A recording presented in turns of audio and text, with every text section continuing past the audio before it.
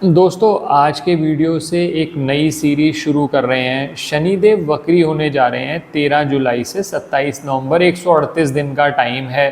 अब इसका हर राशि पे अलग अलग प्रभाव पड़ेगा, हर राशि के हिसाब से अलग अलग उपाय होंगे। और आप जानते ही हैं कि मार्केट के अंदर जब शनिदेव का राशि परिवर्तन हो, वक्री हो, तो लोग डरा बहुत देते हैं। तो ये सीरीज़ इसीलिए शुरू करिए क्योंकि कल किसी ने मेरे से कंसल्ट भी किया, तो उनको किसी एक ज्योतिषाचार्य ने कह दिया था कि उनकी मेष राशि थी, बाई चांस कि तुम्हारे तो बहुत ज़्यादा नुकसान होने वाला है क्योंकि 13 जुलाई से शनि फिर वक्री हो रहे हैं। 138 दिन तो तुम्हारा बिजनेस करीब करीब ख़त्म ही हो जाएगा। तो मैंने उनको यही बताया कि मैंने कहा जब शनिदेव मीन राशि में प्रवेश किए थे, आपकी 7.5 शुरू हुई थी, तब भी लोग डरा रहे थे। अब वक्री हो गए तब भी लोग डरा रहे हैं। तो इसका मतलब तो यह है कि शनि तो हमेशा आपके नुकसान ही करेंगे। तो ऐसी स्थिति में तो आपके पास कोई चारा ही नहीं है।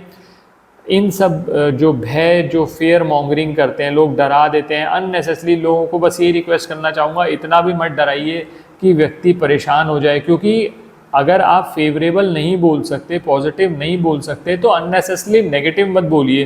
क्योंकि होता क्या है कि लोग उसको सच मान लेते हैं और डर जाते हैं। और दोस्तों एक बात ध्यान रखिएगा, अब जैसे हम आज से ये सीरीज शुरू कर रहे हैं तो 12 राशियों पे बात करेंगे हम। एक बात बहुत ध्यान रखिएगा, अगर तो आप कर्म पे फोकस करते हैं, भाग्य के सहारे नहीं बैठते, तो ये सीरीज आपके लिए है। क्योंकि दोस्तों शनिदेव कर्म फल के ही देवता हैं। ऐसी स्थिति में अगर आप ये सोच के चलें कि मैं भाग्य पे ही डिपेंडेंट हो जाऊंगा, मेरे पास अपने आप ही काम आता चला जाए, मेरे को मेहनत भी ना करनी पड़े, पैसे भी आ जाए मेरे पास। लोग ऐसे हैं कि उपाय करने में इतनी कोताही बरतते हैं। थोड़ी सी मेहनत करनी पड़े, उनको कह दो घर से थोड़ा सा दूर जाके कोई उपाय करना है, सर कैसे संभव होगा, हमारे पास तो टाइम ही नहीं है। भाई आपके पास, आप उपाय भी नहीं करना चाहते, परेशानी में भी आप हैं। जब भी आप परेशानी में होंगे दोस्तों, दवाई तो आपको खानी पड़ेगी। तो आज से ये सीरीज शुरू कर रहे हैं। 13 जुलाई से शनिदेव वक्री होंगे, 27 नवंबर तक सभी राशियों पे बात करूंगा अलग अलग वीडियो में। आज का पहला वीडियो है तो मेष राशि से शुरू कर रहे हैं। सारी बात करूंगा किस तरह से प्रभाव पड़ेगा और क्या क्या फेवरेबल पॉइंट्स हैं। और हम कोशिश करेंगे दोस्तों कि जिस जिस राशि के लिए फेवरेबल पॉइंट बनता है उस पर तो जरूर बताएं। जैसे मेष राशि की बात करें, मेष राशि के लिए बहुत समय फेवरेबल होने वाला है दोस्तों, लिख के ले लीजिए। 138 दिन बाद कमेंट करके इस वीडियो में बता दीजिएगा, ये आपके लिए बेटर हो जाएगा। कैसे, वो सारी बात करूंगा, अंत तक हमारे साथ बने रहें। मैं विकास मल्होत्रा स्वागत करता हूं आपका लाल किताब एस्ट्रो सेंटर चैनल पर।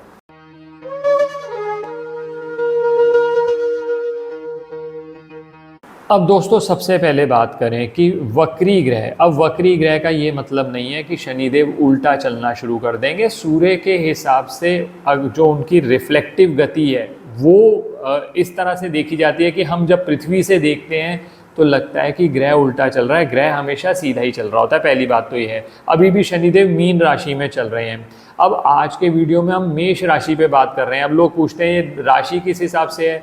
ये प्राइमरीली हम चंद्र राशि के हिसाब से आपसे बात कर रहे हैं, लेकिन अगर आपकी नाम से बोलने वाली राशि भी मेष राशि है तो भी आपके ऊपर ये रिजल्ट अप्लाई होंगे और आप ये रिजल्ट्स मेष लगन के हिसाब से भी देख सकते हैं।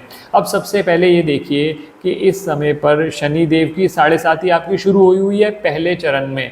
और दोस्तों 7.5 के टाइम भी लोगों ने बहुत डराया था आपको कि 7.5 शुरू हो जाएगी।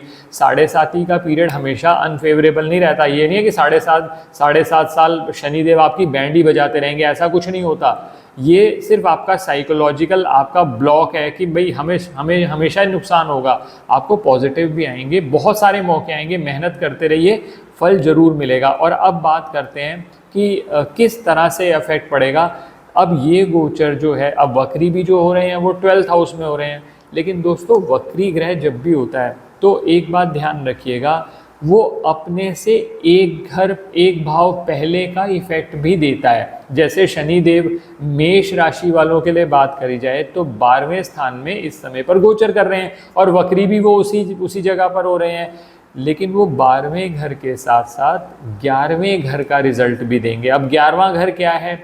11वां घर होता है लाभ स्थान। तो दोस्तों जो भी आप कर्म करते हैं ना, लाभ स्थान में उसका रिजल्ट मिलता है। अब शनि देव की बात करी जाए, वो आपके 10th लॉर्ड हैं, यानी प्रोफेशन लॉर्ड हैं, और 11th लॉर्ड हैं, लाभेश हैं आपके। तो ऐसी स्थिति में जब शनिदेव वक्री होंगे मीन राशि में, तो कहीं ना कहीं आपको 11th हाउस का भी रिजल्ट मिलेगा। तो सबसे पहले तो ये फेवरेबल बात है। अब बात कर ली जाए वो किस भाव में वक्री हो रहे हैं, वो हो रहे हैं 12वें घर में। अब 12वां घर किस चीज़ के लिए देखा जाता है? 12वां घर देखा जाता है वो खर्चे जो आप लग्जरी पे करते हैं। और दोस्तों ये एक बहुत फेवरेबल चीज़ है, क्योंकि जब शनि मार्गी हुए थे तब लोगों ने डराया था खर्चे बढ़ जाएंगे। अब जब वक्री हो रहे हैं तो ऑब्वियस सी बात है, कॉमन सेंस की बात है कि खर्चे तो अब कम होने चाहिए। तो दोस्तों वक्री जो ग्रह होता है ना, उसका प्रभाव बढ़ जाता है। और शनिदेव क्या है? शनिदेव स्लो रिजल्ट देते हैं। तो जब वो 12वें भाव में वक्री हो जाएंगे तो जो आपके अननेसेसरली एक्सपेंसेस बढ़ रहे थे, जो आपके कहीं ना कहीं मेडिकल पे खर्चे हो रहे थे, उन खर्चों में कमी आएगी। सबसे पहला तो काम ही हो गया।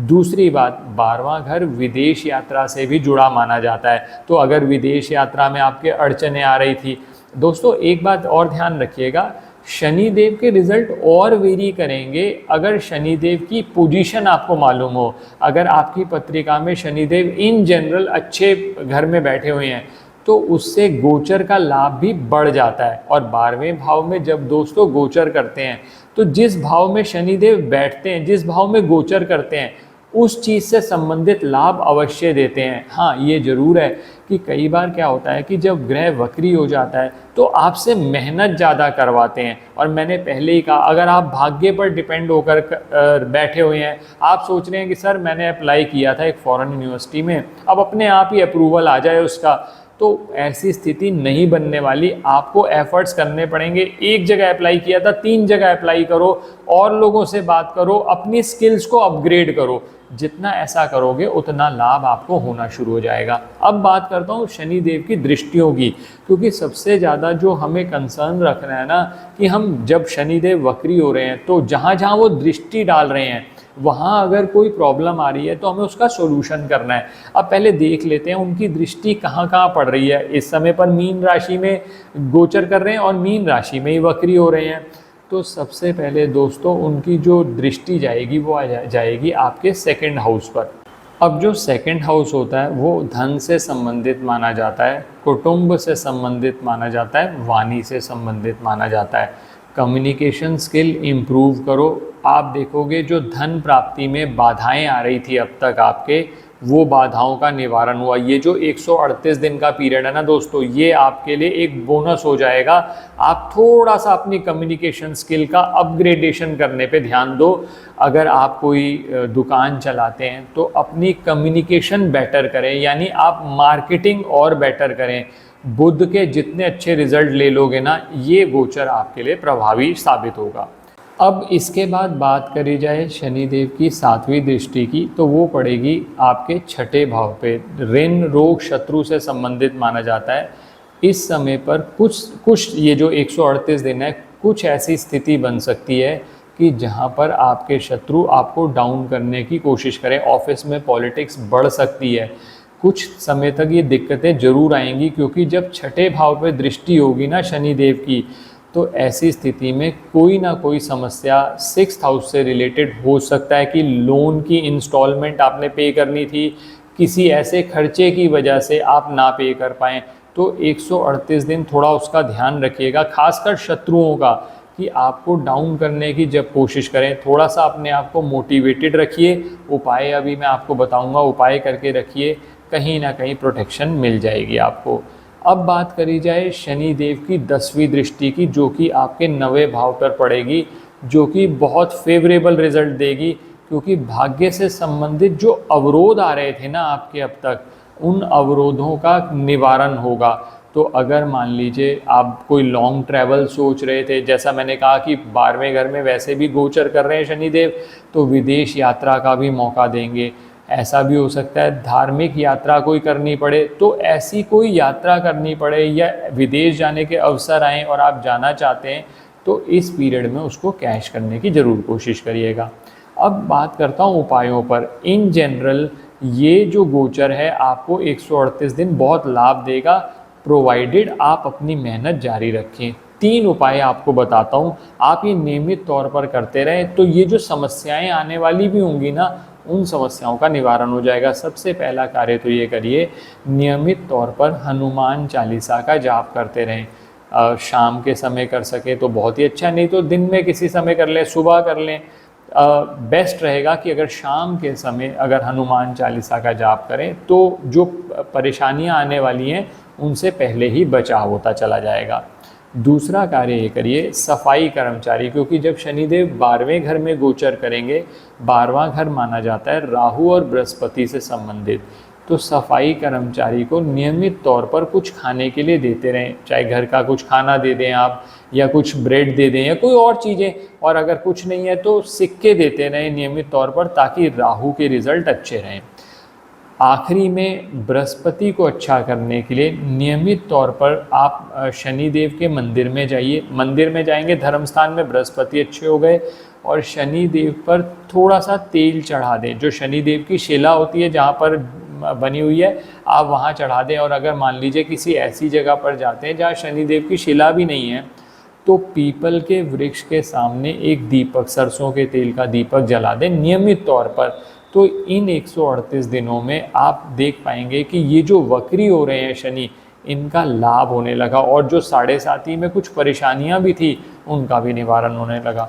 आशा करता हूँ दोस्तों वीडियो पसंद आया होगा। अगर वीडियो पसंद आया तो लाइक करें, बाकी लोगों के साथ भी शेयर करें। चैनल पे नए हैं, सब्सक्राइब नहीं किया तो प्लीज़ सब्सक्राइब कर दें, बेल बटन को पुश करना ना भूलें, ताकि समय पर वीडियोस की नोटिफिकेशन आ जाए। कोई भी ज्योतिषीय परामर्श के लिए हमारी वेबसाइट्स पर विजिट करके अपॉइंटमेंट बुक कर सकते हैं, जिनका लिंक डिस्क्रिप्शन में दिया हुआ है। धन्यवाद दोस्तों।